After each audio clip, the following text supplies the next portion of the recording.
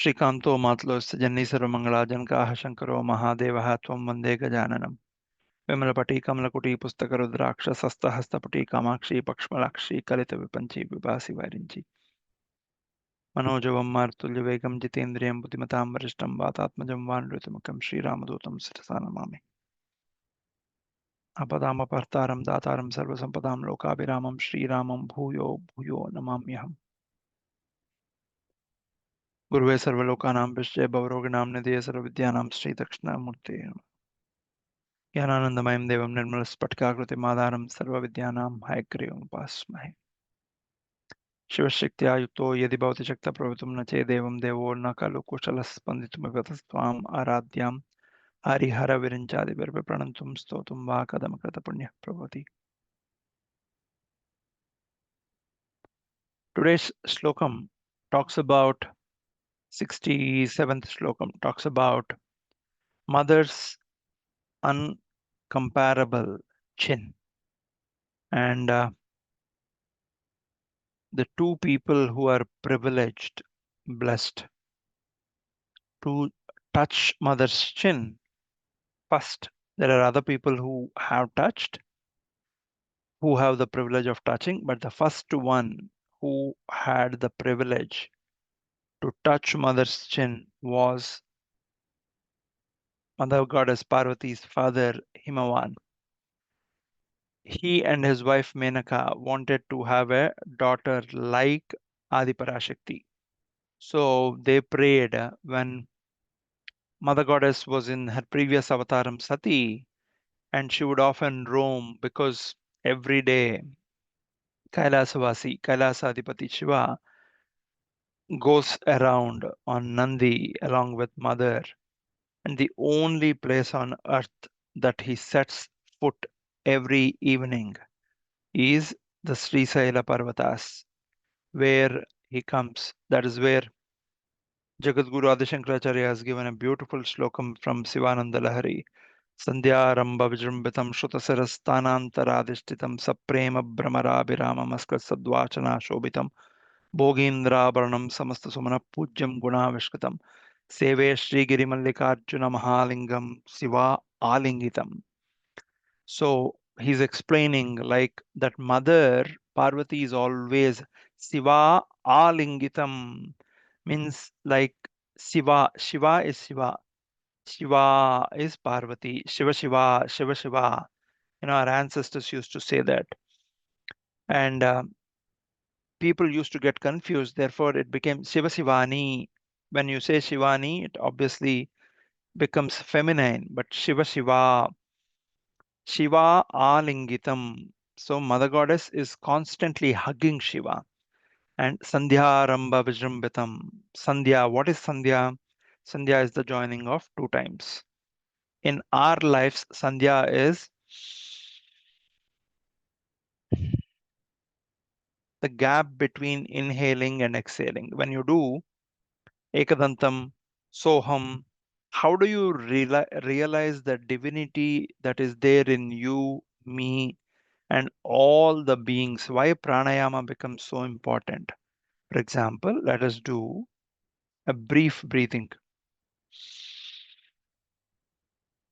I inhaled, I exhaled. Now I'm holding my breath. That brief time where I'm holding breath after I exhale, I am tuning into my Paramatma Tattvam of Shiva. Okay. Similarly, when you breathe out air and try to hold without inhaling, you are going into the God mode that is there in you, me, and everyone. That is the state when we call Aham Brahmasmi. It's difficult to hold. That's the reason when you do Kumbhakare Chaka in Pranayama, as it progresses, you will be able to hold that vacuum when the pause after exhale continues to grow. People who dive into water, the reason they love diving is diving comes very close to meditation, especially freestyle diving where they don't keep oxygen. So they have to hold their breath and go down. And then it becomes extremely calm. People think underwater is very, very calm, but underwater is extremely noisy, right? I have done an undersea meditation where, some about this is 2025, probably 4 or 5 years ago. I had a desire to go underwater and do Lalita Sahasranam. Okay. I don't know why I got that desire. So I went to a place in Thailand where they take you underwater. And I was under the sea for 45 minutes with a helmet and that pumps oxygen and stuff. And I was sitting on the seabed and was meditating on Mother, trying to chant the Lalita Sahasranamam. I managed to finish, but the noise underwater, right, when there's a boat going above, it gets amplified. So we think the underwater it is extremely silent. It's not actually, right? Every time there's a boat going above, you will hear that sound amplified. When the school of fishes are coming, you will hear the movement of water. But there are places in the sea where if you are diving alone, it would be extremely calm. So that is the mode when you are accessing the divine in you. There are various way everybody experiences this, and where the thoughts become absolutely minimal, if not zero. And that is the mode where we call Aham Brahmasmi, Tattvamasi, Tat Tvam Asi, that and this is one. Purnamadam, Purnamidam. When we do Purnahati in Homam, when we say that is complete, even this is complete, but this has not realized it's fully complete. That is the reason we take dry coconut and put it in Purnahati. Why dry coconut? How is dry coconut formed? If you take the coconut tree grows very tall, and then the coconut, it grows coconut. And that coconut, where does it grow well? It grows very well by the seashores. That's the reason in Kerala you have a lot of coconut trees. They produce a lot of coconut. It drinks the salt water, it extracts the salt water from the ground, pumps it up all the way 20, 30, 40 feet, however tall the tree is, and then this naricate coconut filters that water, converts the salt water into sweet water, and keeps it in it. Does the tree drink the coconut water? No, you and I drink the coconut water. We offer the coconut to the divine as well. Why do we do that?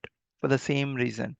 With a lot of gratitude, in spite of growing in a salt water place, which the water is not potable. Not everybody can drink salt water, but the tree not only drinks it, it is grateful that it is at least has access to salt water and filters that salt water in the process and saves the sweet water which it would not consume. What did a Jagadguru Adi Shankaracharya, who was born in the Kaladi Agraharam in the Kerala state where coconuts grew, did? He was born to the holy couple, Shivaguru and Aryamba. And it was a time where Sanatana Dharma was being attacked. Jagadguru explained as if a pregnant deer which has reached its full term and is about to deliver is being attacked by 32 hungry wolves. Okay, at that point in time, 32 Avaidik faiths have been born from Sanatana Dharma, from somewhere else. They were trying to attack, convert people from Sanatana Dharma. Right? People always love shortcuts. Why do people love Sri Rama Rama Rameti Rame Rame Manorame Sahasranama Tattulyam Rama Nama Varanane? Sahasranama Tattulyam. If I say Sri Rama, Sri Rama, Sri Rama, it is equivalent to chanting Vishnu Sahasranama or Sahasranama of Rama, Vishnu, all are same. People love chanting this because it's a shortcut. And by design, the tamo guna in us rules all the time. It takes an effort to reduce the laziness and bring in the Sattva Gunam or the Rajogunam. Rajogunam is basically when you put efforts to grow something. Sattva Gunam is when you put efforts without worrying about the fruits of your labor. Okay. Now, this Tamogunam will not be in control. When Jagadguru was born, he roamed around this Pavitra Veda Bhumi Bharata 4 times, Padachari. He walked across, not in a car, not in a Radham. Of course, he had powers to fly across to Kailasa, to Kanyakumari, but the first 2 times he walked barefoot across the breadth and depth of India. And then, wherever there was salt water, like unpotable water, the different Avedic religions, faiths that were trying to eat into Sanatana Dharma, he not only extracted, he debated with them. He won and gave the sweet fruits. Like if we are chanting na tato na mata na bandhur na data na putro na putri na bhrityo na bharta na jaya na vidya na vrittar mamaiva gatistvam tumeka bhavani. Jagadguru Adi Shankaracharya has given from Bhavani Astakam, right? And he has given many such stotras. The Soundar Lahari that we are discussing is Jagadguru's Bhiksha to all of us, right? It was revealed to him doesn't mean he has to reveal to us. So he extracted the essence of mantra, yantra, tantras, and has given the sweet water to us. But you have to break the coconut in order to drink. If you are lazy to put in an effort to break the coconut, what is that breaking the coconut shell? Your and my laziness. Once you break that coconut, then you will have access to the fiber within the coconut that you tend to eat. When you pierce through it, that's when you get the water. Now, the reason we offer a dry coconut in Purnahuti or Homam is the coconut, which when has water inside, the pulp of the coconut is stuck to the shell of the coconut, the hard shell of the coconut. With time, that water inside the coconut, the sweetness gets absorbed into the pulp of the coconut. Even after some more time, that coconut, which absorbed the water that you and I otherwise would drink, now starts forming oily thing inside. With water, it can't be burnt. Now it is transforming itself to be offered into a fire ritual. So not only it can burn very well, but in order to be burnt, it needs to get detached with its physical body. So the physical hard shell that it is attached to, it starts withdrawing from it. Therefore, if you ever broke open a dry coconut, you will see internally the shell got detached, which means it is showing us that the you appear attached to the body, to the external world, but internally you have to keep withdrawing. The sweetness of whatever you are learning, use it to ensure that your Sukshma Sarira and Karana Sarira are being burnt in the Jnana Agni that the Jagat Gurus have given. Krishna, Adi Shankaracharya, Agastya, Vasishtha Maharshi, all of them, the Saptamarshis, have given us great sastras, right? If you go to Arunachalam, it is Gautama Maharshi who has prescribed. If you go to Kanchi Kamakshi, Kanchipuram, it is Durvasa Maharshi who has prescribed how the puja needs to be done. Now, the sweetness is the essence that they have given when you chant a Soundar Lahari, an Arya Dvishati, Mukha Panchasati, or Bhaja Govindam, whatever appeals to your heart, where when you chant it, your eyes tear up with happiness, saying, oh my God, I am able to read these, chant these, and understand these. Not everybody will be able to sit and do meditation and dhyanam. Therefore, Jagadguru has given stotras. When you chant stotram, for example, Haranupura Kirigita Kundala Vibhushita Vayava Shobhinim Karanesha Varamauli. When you're chanting Haranupura Kiri, Hara Nupuras. Mother, you have Haras, Nupuras. And if you have to chant it with musical, for example, when we chant Shiva Shaktya Yukto Yadi Bhavati Shakta Prabhavitum Na Chedevam Devo Nakalu Kushalaspanditum Atastwamaradhyam Harihara Virinchadibirapi Pranantum Stotum Va Kadamakruta Punya Prabhavati. You're doing pranayama without your knowledge. Because you have to maintain a shruti, a level of the swaras need to be maintained. Therefore, the breath needs to fall into an order. If the breath needs to fall into an order, you are already doing pranayama. When you chant, your mind, your ears are listening to it and enjoying the mellifluous music that the shloka is being pronounced in. And Hari Hara Virinchadi Birapi, the one who consumes Hari. Hara, the one who burns everything into ashes or turns everything into ashes. And just because it turned into ashes does not throw it away, it applies it on his body. Virinchadi, the husband of the one who is playing the veena called Virinchi. And so you are thinking, you are chanting, you are doing meditation. That is how it helps. So a lot of people in Bhakti Yoga, like a Tyagaraja Swami, Muthuswami Dikshita, they chose the Stotra Priya route of Mother. They kept chanting songs for about Rama, about Krishna, about Mother, Shyamasastri, the Trayam, right? Muthuswami Dikshita and Tyagaraja and Shyamasastri, the trinity of Carnatic music. So you pick whatever is comfortable for you. These are the sweet. As you keep chanting it, you know, this sweetness gets absorbed in your body. And for the world, you appear you are attached with your body, but internally you start getting detached from your body. One day, this body will be thrown into fire.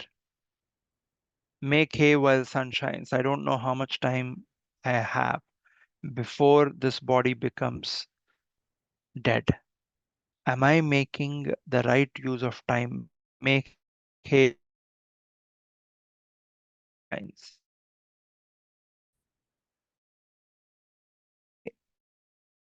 So when I depart from and I stand on the judgment day, made everyone time in it. Now, please help me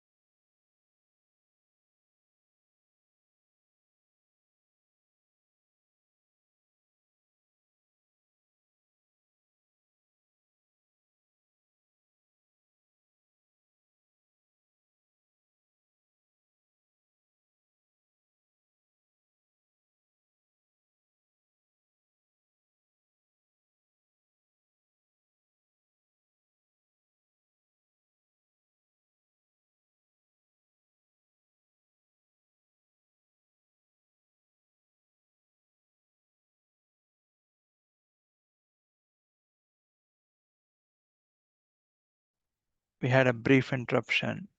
I don't know what happened. Zoom basically kicked me out, but that's okay. That's how Kali tries to interrupt when we are trying to go in a flow. That's just a demonstration of this is Kali Yuga. He is the Brahma of Kali. So he continues to rule.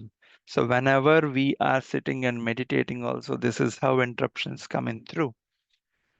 And we should not get irritated with those interruptions. We should not get annoyed with those interruptions. Every time there's interruption, you should come back with the same resilience, saying, these are the testing times that I'm being continued through. Just like you break open a coconut that is still has the water in it, you will never be able to offer that coconut in fire because it won't burn. That is the reason the dry coconut is offered. Purna Madam, that is full. Even this coconut fruit, which was full at one point in time, was not broken, was not consumed. Therefore, it continued to graduate to become a dry coconut shell, therefore being offered in the holy fire. Otherwise, where would it be? It would have been cooked on the fire that I use every day. Again, Ishvara is there. He has commanded the Agni Deva, saying, be present in every house to do pachakatvam. You have to cook the food because the Vaishvanara, the divine in every person, will eat the food and feed himself or herself to sustain. So you have to cook in every place. And look at the Ishwar Tattvam of fire. When you light fire,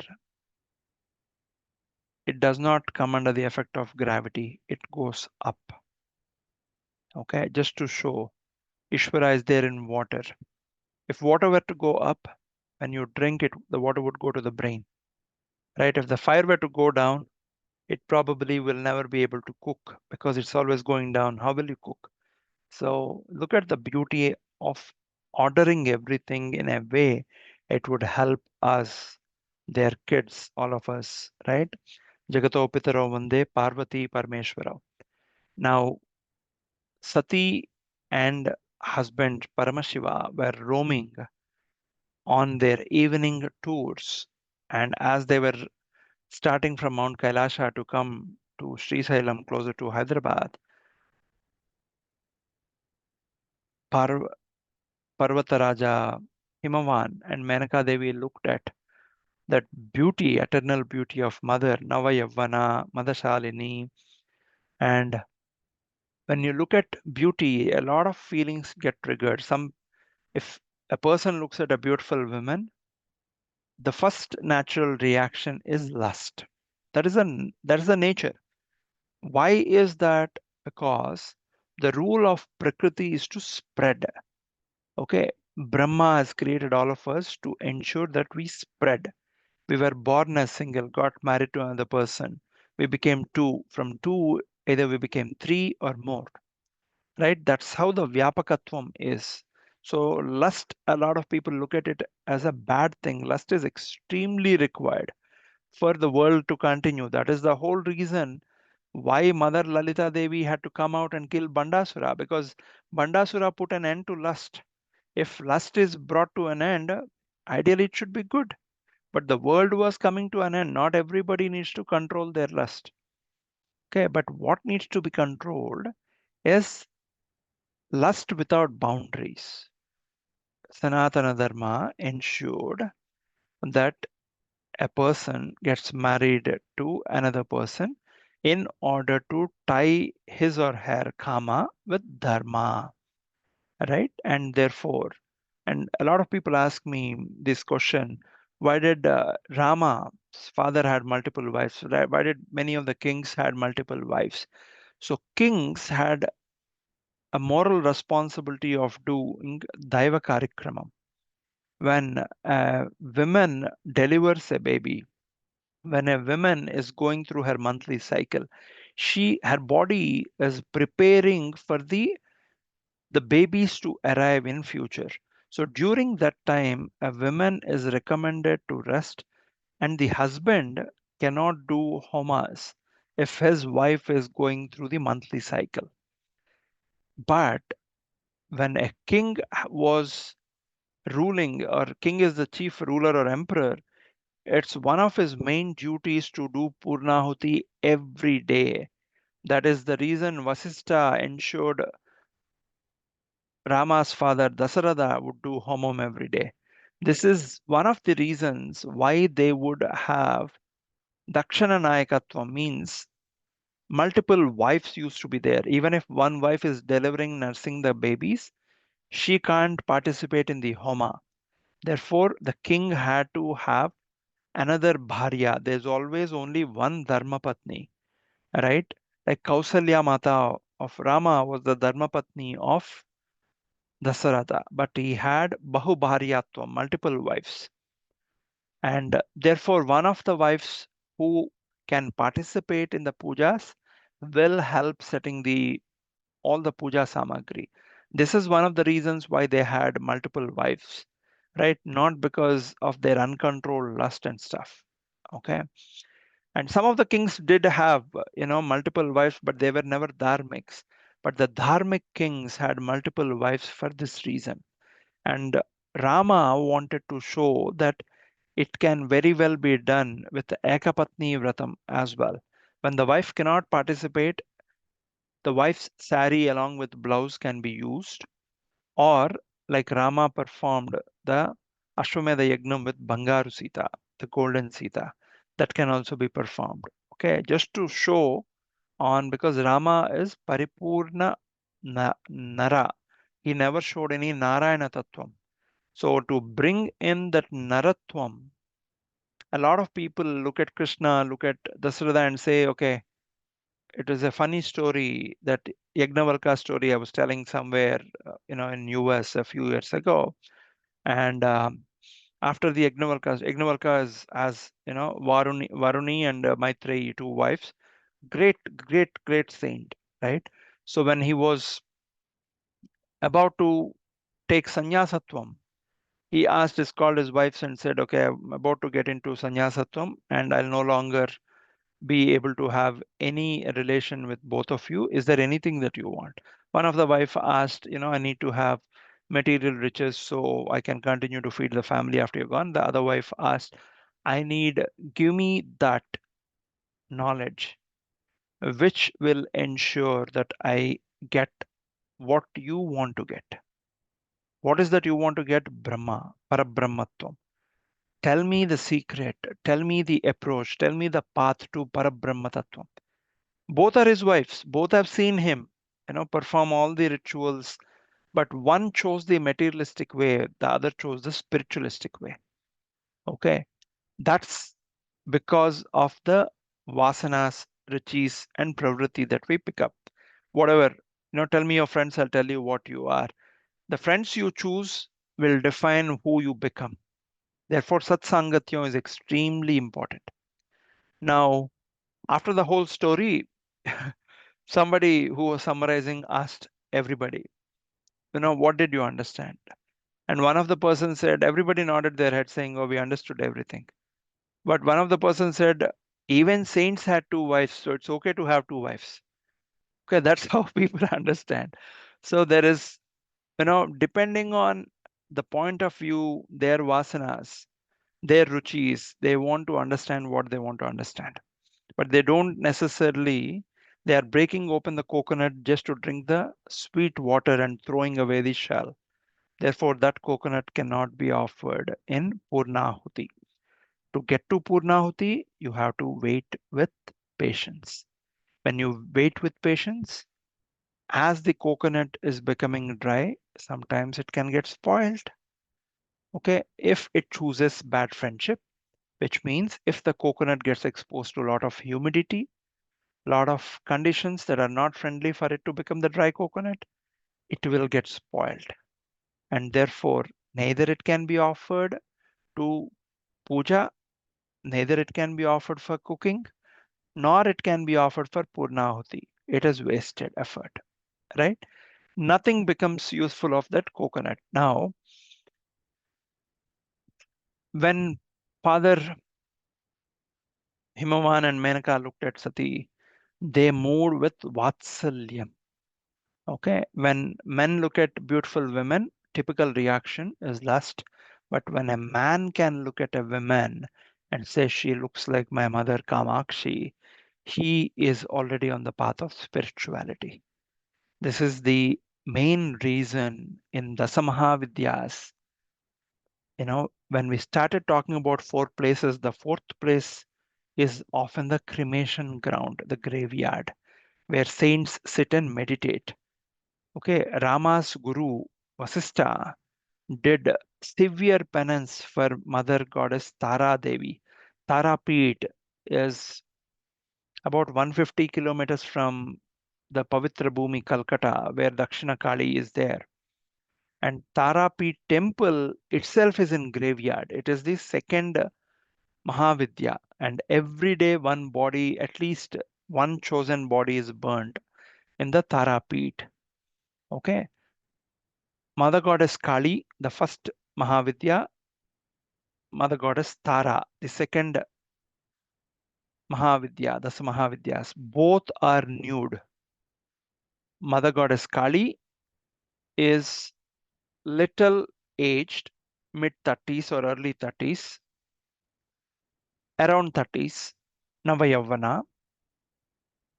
And the reason Dasamahavidyas start with nude goddesses, there are different orders of goddesses, Yakshinis, Kinnaras, Kimpurushas, Gandharvas.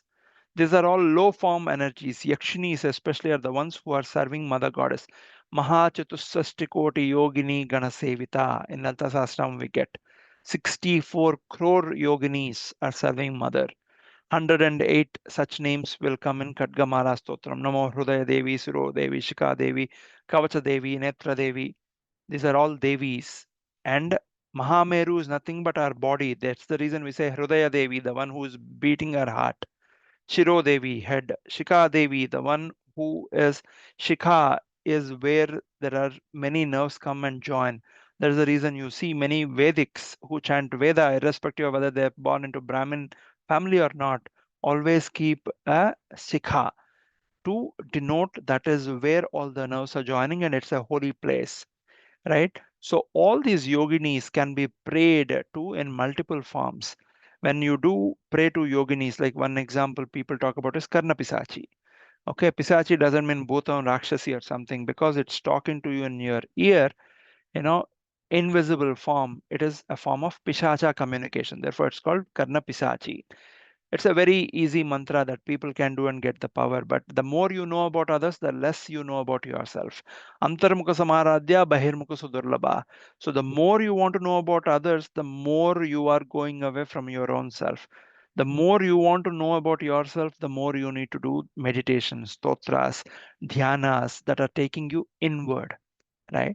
So when you pray to these low form energies, they're very powerful. Just because I'm saying low form, don't get mistaken. Yakshinis can be prayed in the form of a friend, in the form of a sister, in the form of a wife, in the form of a mother. Okay?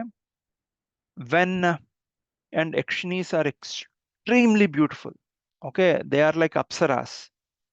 So one of the devotees that I know, this was an experience from 1999. So he actually came to Guruji when I was in one of my trips to Himalayas, little ahead of Joshimat, and he was extremely restless. He did a yogini sadhana, and he did the sadhana for 40 days. He picked it up from a book. There are many books about these sadhanas that are written or some are codified. So he did that mantra, and these yakshinis gandharvas come very easily because they are accessible to the surface of the ground. They are just above. They are also called charinis because they carry the messages of the mother, devotees to mother, mother to the devotees. They are the channel of communication, like our delivery boys and girls of Swiggy, Amazon, Courier. Think of them that way. Now, when he prayed to her for 40 days, when she appeared in front of him, he moved with lust. And he said, "Come to me as my wife." So she started approaching him every night. And after uncontrolled lust weakens the body of, the man. And after 40 days, this person became extremely weak. And the Yakshini would come every day. And because this guy has asked, saying, You need to fulfill my bodily desires by being serving me as my wife. So it is an ask of his. If he were to ask, guide me as a mother, the Yakshini would do, because it's a rule for them to help the rule for the divine order. And Yakshinis, these are Kinnaras, Kimpurshas, Gandharvas, all come under the divine order. The rule for them is whatever boon they give, they have to fulfill it. This is the reason Mother Kunti, when she called looking at Surya Bhagavan, she moved saying, "Oh, how beautiful Surya is. If only I were to have a bright sun like Surya." And she chanted the mantra Rishi Durvasa gave to test the mantra. Surya immediately came down. She said, "Oh, no, I don't have any desire. But if a god or goddess comes, they have to give a boon." Then he said, "You looked at me and you said how beautiful Surya is. If only I were to have a sun with his radiance. Since that is the desire with which you moved and called me, may you be blessed with a sun with my radiance." And Karna was born, right? Same with this Yakshini. So she would come every day, fulfill his bodily desires because he asked for it. And when he would say no, she said, "No, it's not possible. You have asked it. If I don't fulfill, then I will lose my position as Yakshini and I have to go down. This is a rule for me."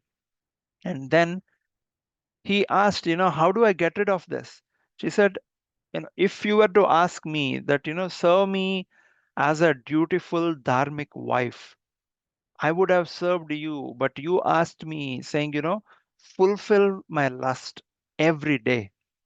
So there's no way can go back.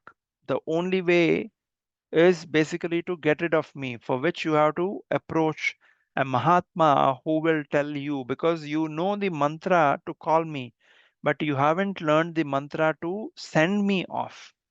Therefore, it's like Abhimanyu who went into Padma Vyuha and got stuck. So this guy got stuck in the Padma Vyuha. He did not know how to come. So he reached out to one of the gurus that I was visiting, and he was sharing a story.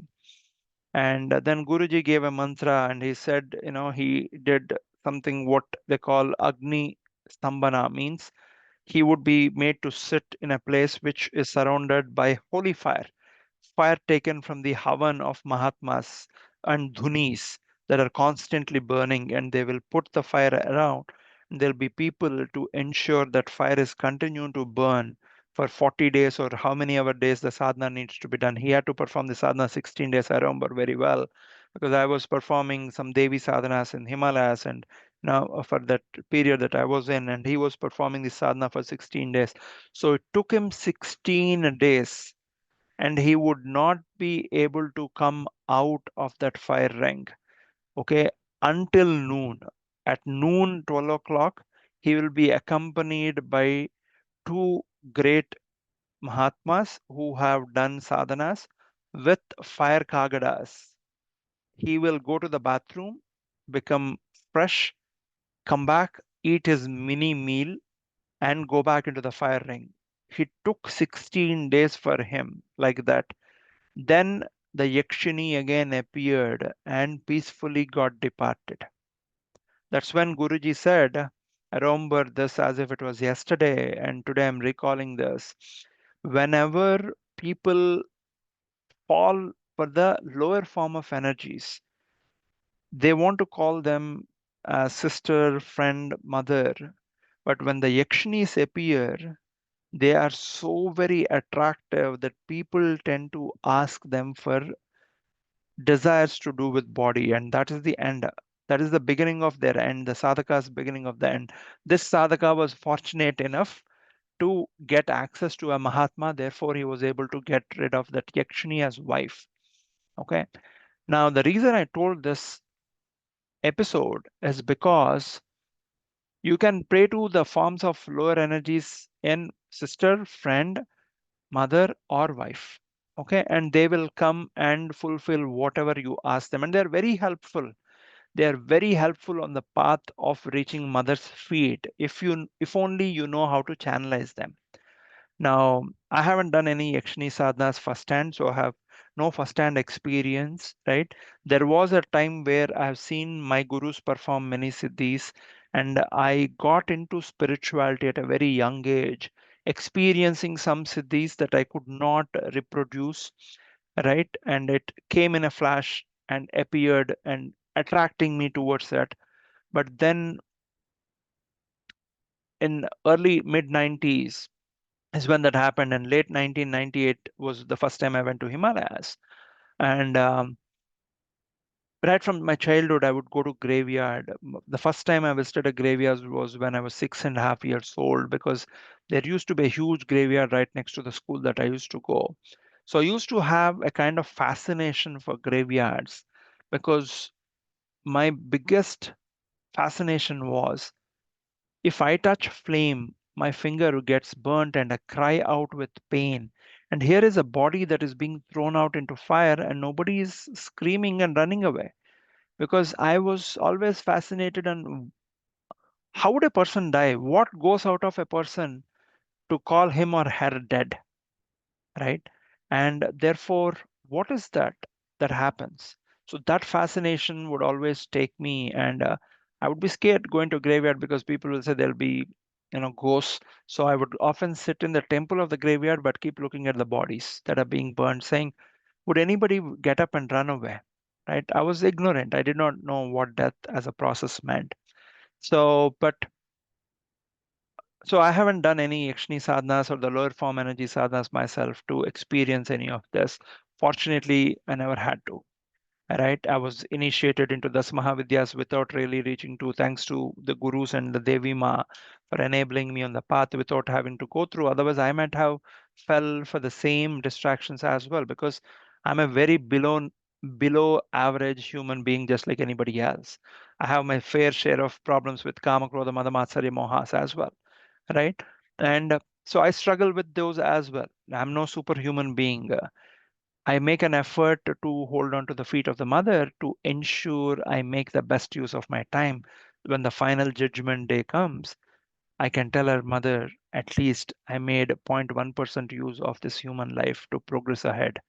Please, Naratvam, Devatvam, Nagavanamratvam, Maskada, Pashutvam, Kitatvam, Bhavatu, Vihagatva, Janam, Sadatvat, Padabjasmana, Paramananda Lahari. I have no control on what form I'll be born next.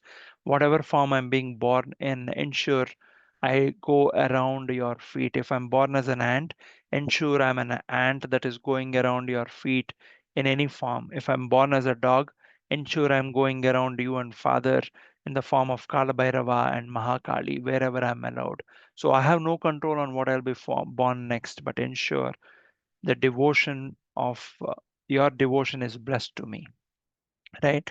Coming back to the Dasamahavidyas, therefore, both first and the second Dasamahavidya are nude. Kali is around 30 years. Mother Tara is around 18 to 20 years, much younger. And the reason they stand nude, and Mother Tara, not a lot of people know this, is she breastfed Shiva after Shiva drank halahalam. His throat was burning. And she is Sree Mata. She realized that my husband in this form, but my son, as I am the mother of the whole cosmos. So she became Tara Devi and breastfed Shiva to get rid of the burningness he had in the throat. If you go to Tarapeeth, the actual Murti of Tara Devi is where she is breastfeeding Shiva. But that form is so Ugra Rupam. She is moving with anger, saying, why did Devas and Rakshasas had to fight and get the Halahalam burning the throat of the innocent Shiva? Okay, who always has taken everything that nobody wants, ashes, poison, snakes, right, graveyards, and therefore trying to abuse an innocent god. And she's moving with anger at the world, breastfeeding her own husband as son now.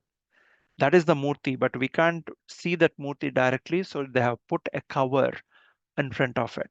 Okay, so the first two Mahavidyas, Mahakali and Mahatara, are prayed to in graveyards. Kali is often prayed to, one of the forms, not all the forms.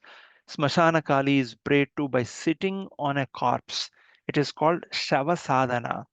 The reason Shavasana is done, if you go to Manikarnika Ghat, you will see this. Many agoris come and perform, and people are generally scared of these things.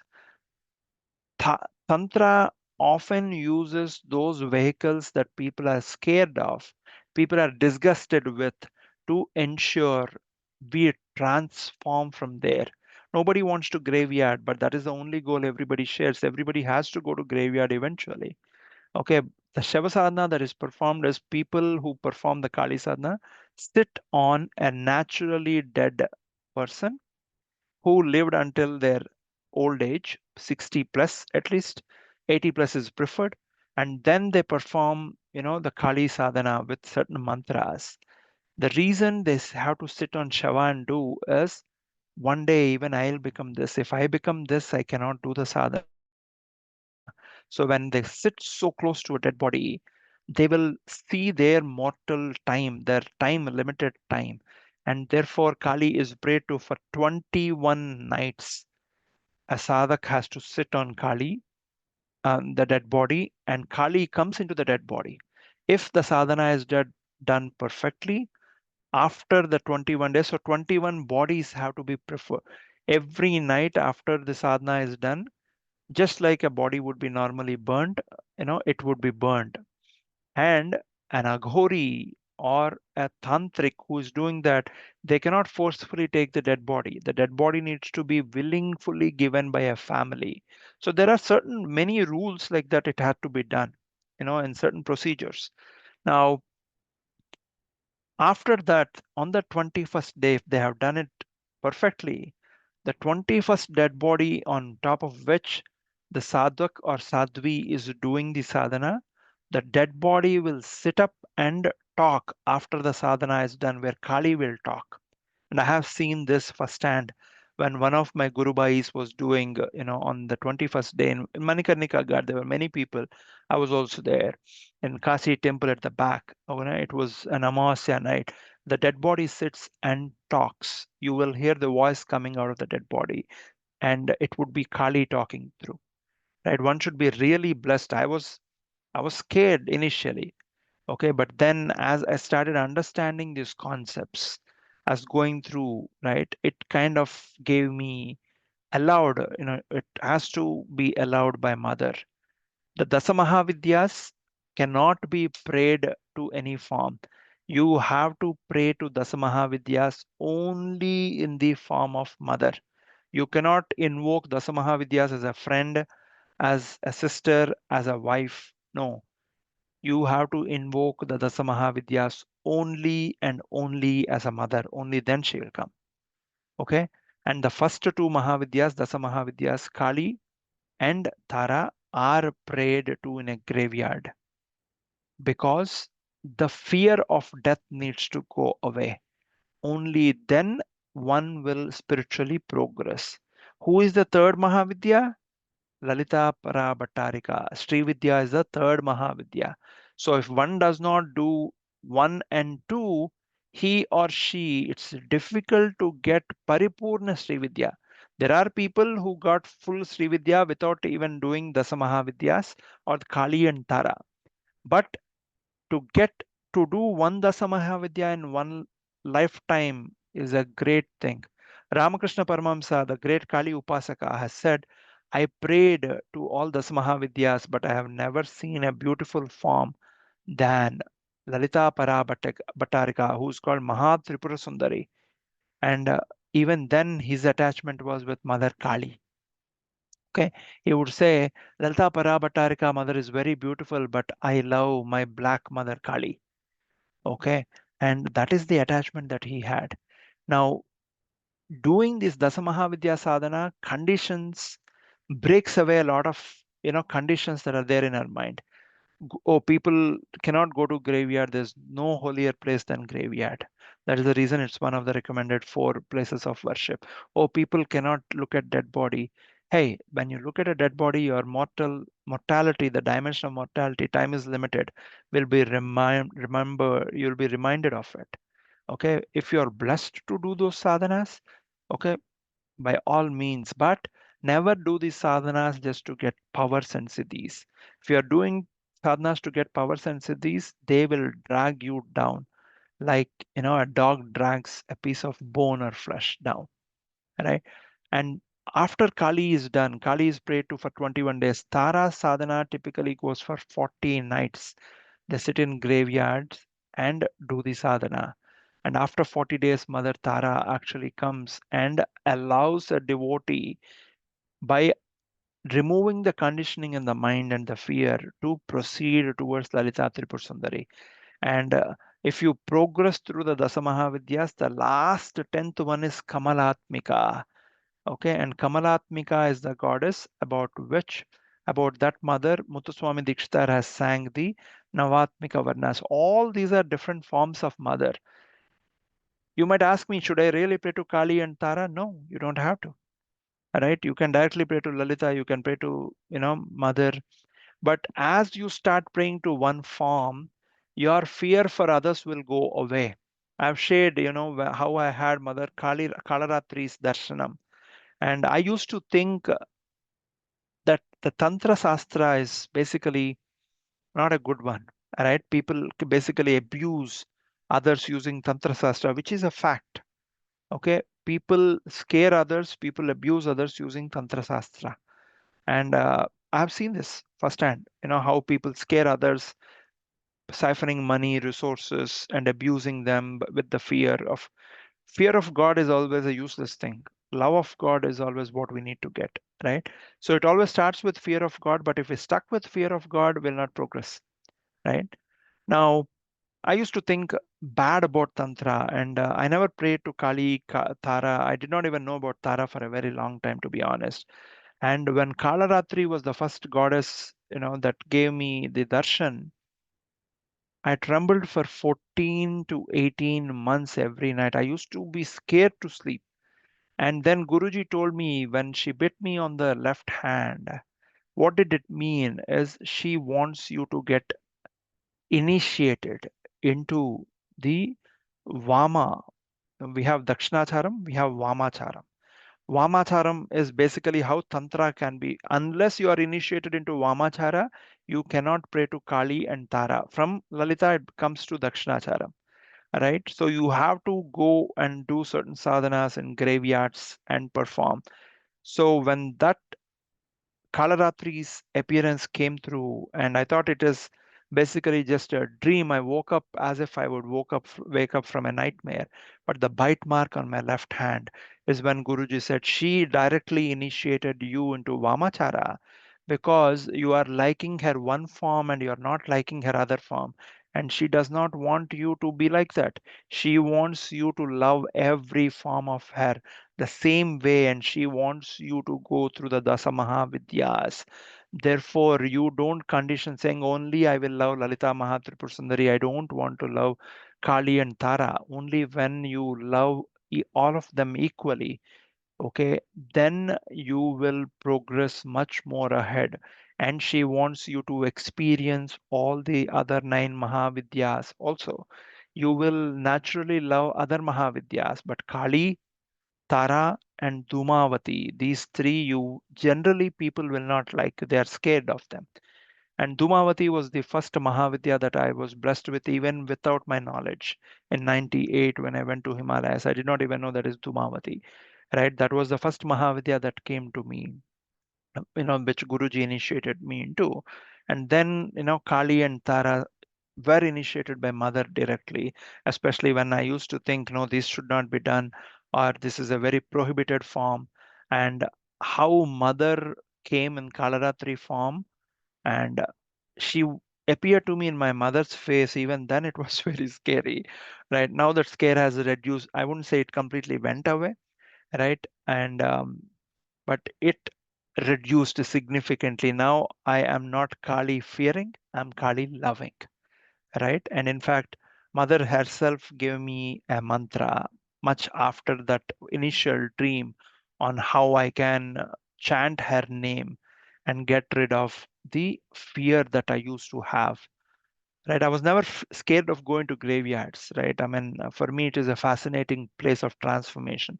But I was scared about praying to some of these because I would think what would come in, right? We started with the 67th Slokam, but Mother made us discuss a lot of other things about her. I will post the recording that I did, but briefly, very, very important Slokam.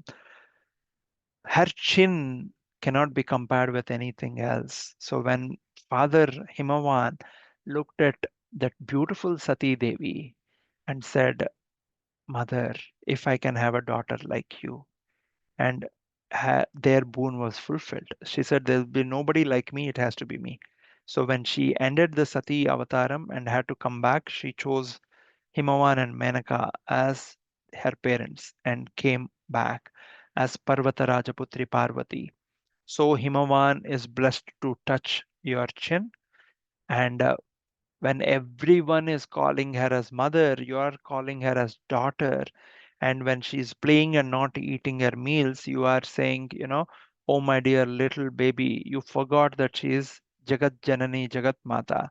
And you are thinking she is your dear daughter, and you are holding her chin, saying, please eat a little curd rice, please eat a little fruit, otherwise you'll be hungry. But what you forgot is she is the Annapurna. What you forgot is she is the source of the whole cosmic food, right? Not just for humans, for everyone else. Ah, Brahmakita Janani. She is the mother of every being. And today, O Himavan, you are moving with Vatsalyam, the love of Father, and you are holding Mother's chin, requesting her to eat a meal, and you are trying to feed her. Whom? The one who feeds the whole cosmos, the one who breastfed Lord Shiva when he drank halahalam. That is the privilege you are given by she chose you to be her father. Karagrena sprushtam tuhinagirana vatsalataya. The first line says, Karagrena, touching her chin with your beautiful tender fingertips. Vatsalyam is used typically with two people, with mother cow, which licks her calf free of the amniotic fluid as it born. Two, Vatsalyam is applied to Guru because Guru licks the ignorance of the devotees clean, just like a mother cow would lick her just born calf clean of the amniotic fluid. So Vatsalyam is unconditional love that a guru and a mother shower on us without expecting anything in return. They only expect us to grow spiritually and progress ahead. That is the only expectation that they have. Therefore, they invest in us their time, resources, effort, and unconditional love. Karagrena Vatsam, Karagrena Sprushtam Tuhinagina Vatsatara. That is the first line, which says the father, who is Girishona. Next line that says Girishona Dastam, Girishonam. Who is Girishonam? Giri plus Isha, the one who is sitting on a mountain in the northeast direction of Vedabhumi Bharata, which is that one Kailasam. Giri Ishona Dastam, the other one who is lifting your chin is Giri plus Isha, the ruler on the Ishanya side of mountain Kailasha. And Muhura Adara Pana Kulataya, why is he lifting? He wants to kiss your lower lip, which appears attractive to him. What does that mean? The Mahayogi Shiva, who burnt down the god of lust, Cupid or Manmada, is moving with lust when he is looking at you, and he wants to kiss your lower lip. Why? Why not the upper lip? Why the lower lip? Because when you speak, you'll notice your lower lip is the one that keeps moving. The upper lip is typically constant. When Mother Parvati was born, she served Shiva. When Manmada shot the arrow at Shiva to invoke lust in Shiva so they can have a baby boy who can kill Tarakasura. Because that is Tarakasura's boon. The son born out of Shiva is the one who can kill me. And Shiva burnt Manmada, and therefore Bandasura came. There's a different story we discussed before, we'll discuss again after. Then Mother did tapasya, becoming Aparna. Why does Shiva love Bilvapatra so much? And Mother did tapasya as Aparna means Aparna. The dry leaves, the leaves that lost their greenness, which fell on the ground, is what she ate occasionally, not regularly.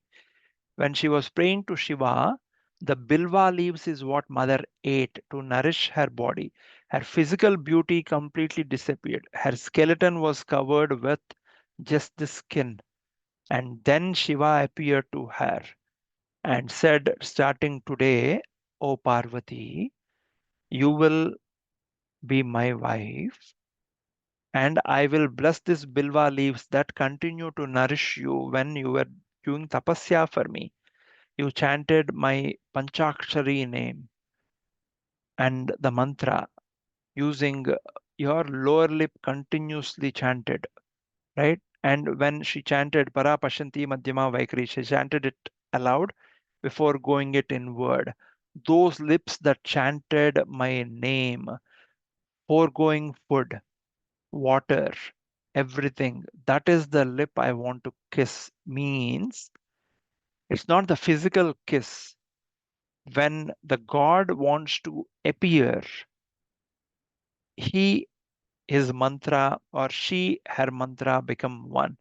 When, if I want to have sakshatkaram of mother, I am kissed by mother, because whatever mantras I am chanting, she has blessed me by fructifying the mantra. So when Shiva kissed mother, Girishono Dastam, that's the reason this is mentioned. The one who was sitting in Kailasa Parvata as a single person who lost his companion, Sati Devi, is kissing you, means he has blessed you, O Aparna. By blessing you, he appeared not only in the form of a sound as a mantra from your lips, but in the form of his physical form. And when he appeared, what did he say? Karagrahyam Shambho. He appeared and he lifted your chin and he wanted to look at himself. I am so ugly. I wear the mundamala, the skull garland. I have snakes. I have matted hair that people call Arnajateshwara. I have hair that is wet. I have ashes on my body. I smear myself. I drape myself in a dead tiger skin. In what way am I beautiful? Why is this mad girl who was very beautiful, lost her beauty, became a set of bones, a skeleton covered with skin, is wanting to get married? He does not have a mirror. So he wanted to look at himself, saying, am I really that beautiful? That this mad girl gave up her beauty, gave up her everything, and became a set of bones and skin and wants to get married to me. So he wanted to look at how he appears in her eyes, right? And therefore he lifted her chin. And mother was shyful. She didn't look at him. She was only looking down. And Shiva said, O Parvati, you are done looking at my feet. Now look at my eyes. Kameshwara Mukhaloka Kalpita Sri Ganeshwara. That was the moment when mother and father's eyes met each other. Our elder brother Ganesha was born. Kameshwara Mukhaloka Kalpita Sri Ganeshwara. Isha, when he looked, Isha looked into Kamakshi's eyes. He became Kameshwara. He moved with lust. Kameshwara Mukha Aloka, when their faces met. Noses don't look at each other, eyes look at each other. When their eyes look at each other, the Mooladharam in both of them became active with Lord Ganapati. And therefore they got, became one. This is the reason in our marriages, when the muhurtam time happens, it's not the Mangal Sutram that is being tied. People keep Jilakara Bellam or, on their, they are asked to look at each other into the eyes because the energy is transferred. Okay. And this Karag and this Karagrain Shambho Mukaravantam, and then we discussed about lifting it and talking through. Therefore, that chin, which is touched by the mighty Himalayas, which invites everyone, it beckons everyone to come there because of your tapasya, O Mother Parvati. You did tapasya for Shiva, and when you got married, you left those vibrations in those Himalayas. So every person who reaches Himalayas gets mesmerized by the vibrations of your tapasya that you have done for to get father as your husband. And therefore, even now, Himalayas continue to be the spiritual capital of the world. And therefore, anybody who goes to Himalayas gets, you know, completely mesmerized by Himalayas. This uncomparable chin of yours, O Mother, may we be blessed to touch your chin as well as your kids, Ganesha, Kartika, Ayappa, and Bala Tripura Sundari constantly sitting in your lap or touching your chin, saying, Mother, now tell us a story when you are talking to your beloved husband. The kids are being mischievous and trying to pull you towards each of them, wanting to get attention, just like a naughty, mischievous kid would want to get his or her mother's attention. They're sitting in your lap listening to the stories, but when you pausing and talking to your husband and looking at your husband, because all the stories you're telling are the Leelas of Paramashiva, the Father. They are again pulling your chin, how blessed they are. We are also your kids' mother. May we be blessed to touch your chin also. Therefore, what is Jagadguru saying? He's saying, Mother, you also look at us, right? And therefore, Bhavanitvam dase mai vitara drishtissa karunam is another slokam that we discussed in Soundarya Lahari. O Bhavani, Bhavanitvam dase mai vitara drishtissa karunam. Oh Mother, you have to look at me with karuna because I am a servant of Bhavani. Okay. This is a brief attempt at the slokam. We discussed a lot of things connected to mother that she allowed us to discuss. So therefore, the next time somebody talks about tantra, be respectful, never disrespect, because mother taught me firsthand on how every path of her, Vamachara, Dakshinachara, Samayachara, Misrachara, Divyachara, are very, very, very powerful, right? And everything is an approach to her.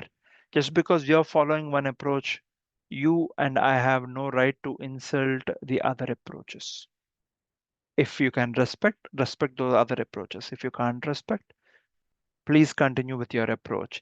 If you can get this book called Living with the Himalayan Masters by Swami Rama, please get that book and read. There he talks about one of his experiences with an Agori who cuts the thigh of a dead body that he was about to pray and puts it in a bowl. And Swami Rama, being a Brahmin, Swami Rama he was a Dandi Swami. He was and Shankaracharya of one of the mutts, but he gave up that Shankaracharya Tattvam and walked away from that. You can read more about Swami Rama online. This is a beautiful book, Living with the Himalayan Masters by Swami Rama. You'll get it in Amazon. You can order and read his first-hand experience where he did not want to eat, and the Tagore said, "Hey, madman, are you thinking I'm giving you non-vegetarian, knowing very well you're vegetarian? Just open and see. I got you your favorite sweet." When Swami Rama opens it, there are two rasgullas floating in the sugar syrup, which is his favorite sweet. So he was shaken, right? When, this is something that Swami Rama witnesses directly with a Brahmin priest and a Nagori. So many such things have been witnessed by many Mahatmas. This book, Living with the Himalayan Master, talks about my great Himalayan Guru Devara Baba as an ageless yogi. 11th or 12th chapter, I don't remember. It's been many decades since I've read that book, but a beautiful book that will spiritually engage all of us. To take care, we will connect back next week and discuss the next Slokam of Mother. We'll conclude today's class here.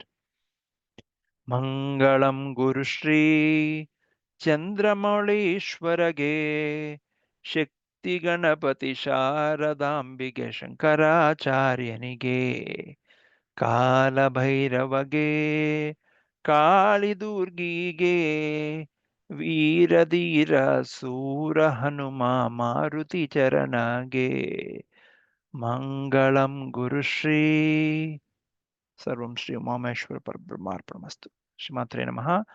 We will meet